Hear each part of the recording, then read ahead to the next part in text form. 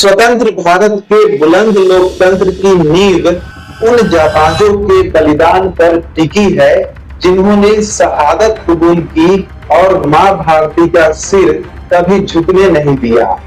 ऐसे ही जाबाज थे मेजर शैतान सिंह, जिनके हाथों में बम फट गया तो पैरों में मशीन गन बांधकर दुश्मनों को धूल चढ़ा दिया। साल था 1962 जब करीब 16,000 चीनी सैनिकों ने लद्दाख के चुशूल सेक्टर में तैनात भारतीय सैनिकों पर हमला कर दिया था। उस वक्त महज 123 सैनिकों के साथ चुशूल सेक्टर की पहरेदारी कर रहे थे मेजर शैतान सिंह। यह किस्सा है साल 1962 के भारत चीन युद्ध की। 18 नवंबर 1962 की वह सर्द सुबह थी जब मेजर शैतान सिंह महज 123 सैनिकों के साथ चीन की करतूतों को नाकाम करने के लिए लद्दाख के चुशूल सेक्टर की पहरेदारी कर रहे थे। कुमाऊं बटालियन की ये टुकड़ी चुशूल सेक्टर में तैनात थी। बर्फ पड़ रही थी और उसी समय सुबह सुबह रेजांगला पोस्ट पर चीन की तरफ से कुछ हलचल शुरू हुई। बटालियन के जवानों ने देखा कि उनकी तरफ हवा में रोशनी के कुछ गोले आ रहे हैं। बाद में पता चला कि ये रोशनी के गोले असल में लालटेनें थी जो चीनी सैनिकों ने कई सारे याक के गले में लटकाकर भारत की तरफ भेजा था। ये एक किस्म की चीनी साजिश थी ताकि भारतीय सेना इस टुकड़ी पर फायरिंग करे और उनके गोले बारूद खत्म हो जाए। चीनी सैनिकों को यह पता था कि भारतीय सेना ठंड में इतनी ऊंचाई पर लड़ने में अनुभवी नहीं है। ऐसे में उनकी ओर से तुरंत हमला कर दिया गया। करीब 16,000 चीनी सैनिकों ने पूरे लाव लश्कर के साथ हमला बोला था। मेजर शैतान सिंह जानते थे कि उनके पास सिर्फ 123 सैनिक, 100 बारूद के गोले, 300 से 400 राउंड गोलियां और कुछ पुरानी बंदूकें हैं जो द्वितीय विश्व युद्ध में नकारा घोषित हो चुकी हैं। फिर भी उन्होंने जवाबी कार्रवाई का रास्ता चुना।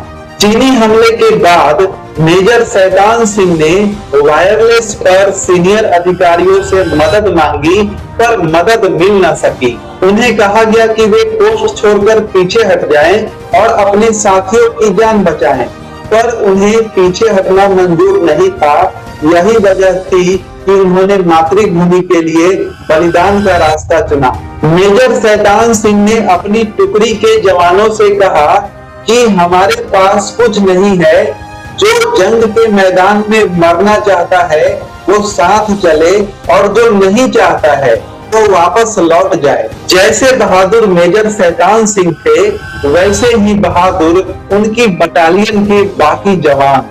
एक भी जवान वापस नहीं लौटा। दूसरी तरफ से तोपों और मोर्टारों का हमला शुरू हो चुका था, जबकि इधर एक एक भारतीय जवान मौत से आंखें चार कर 10-10 चीनी सैनिकों को मौत की नींद सुला रहा था। इस जंग में ज्यादातर भारतीय जवान शहीद हो चुके थे और कई बुरी तरह घायल हुए थे। इस जंग के दौरान मेजर शैतान सिंह का हाथ बम फटने से बुरी तरह लहूलुहान हो गया था। खून से सने मेजर को 2 सैनिक एक बर्फीली चट्टान के पीछे ले गए।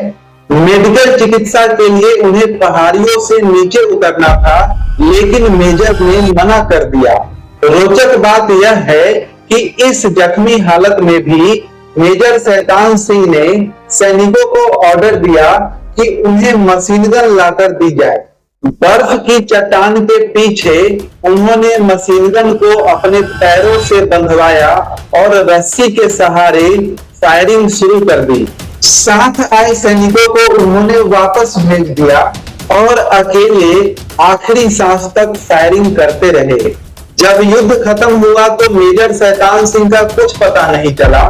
वजह थी कि युद्ध के समय भारी बर्फबारी हो रही थी और वह बर्फ में तब गए थे।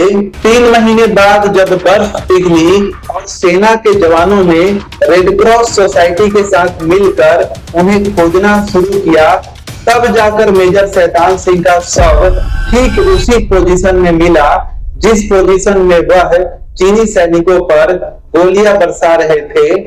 पैरों में रस्सी बंधी थी और अंगुलियां मशीन गन की ट्रिगर पर थी, जबकि उनका शरीर बर्फ जमने की वजह से पकड़ा गया था। मेजर शैतान सिंह कब तक चीनी सैनिकों से लोहा लेते रहे यह तो आधिकारिक तौर पर नहीं कहा जा सकता, लेकिन ऐसा माना जाता है कि वह शायद वहां कुछ घंटों या कई दिनों तक डटे रहे। मेजर शैतान सिंह के शव के साथ साथ बाकी 114 जवानों के शव भी मिले थे। बाकी 9 जवानों को चीन ने युद्ध में बंदी बना लिया था। भारत युद्ध तो हार गया था, लेकिन बाद में पता चला कि चीनी सैनिकों को सबसे ज्यादा नुकसान रेजांगला पोस्ट पर ही हुआ था। रेजांगला पोस्ट पर भारतीय सेना के जवानों ने 1800 चीनी सैनिकों को मार गिराया था। पूरे लाव लश्कर के बावजूद भी चीनी सैनिक वहां नहीं घुस पाए थे। रोंगटे खड़े कर देने वाले इस बहादुरी का परिचय देने वाले मेजर शैतान सिंह का अंतिम संस्कार उनके पैतृक शहर जोधपुर में राजकीय सम्मान के साथ किया गया था। मरणोपरांत उन्हें देश का सबसे बड़ा वीरता पुरस्कार परमवीर चक्र से नवाजा गया। मेजर शैतान सिंह के परिवार का सेना से पुराना नाता था। उनका पूरा नाम शैतान सिंह भाटी था। 1 दिसंबर 1924 को राजस्थान के जोधपुर में मेजर शैतान सिंह का जन्म हुआ था। उनके पिता भी भारतीय सेना के कुनाऊ रेजिमेंट में लेफ्टिनेंट कर्नल थे। दोस्तों, उम्मीद है कि मेजर शैतान सिंह की बहादुरी का यह किस्सा आपको पसंद आया होगा। अगर वीडियो पसंद आया हो तो वीडियो को एक लाइक जरूर कीजिए और चैनल को जरूर सब्सक्राइब कीजिए, ताकि हम और भी नए नए टॉपिक पर वीडियो बनाएं। मिलते हैं किसी और नए वीडियो में। तब तक के लिए वीडियो देखने के लिए आप सभी का बहुत बहुत धन्यवाद।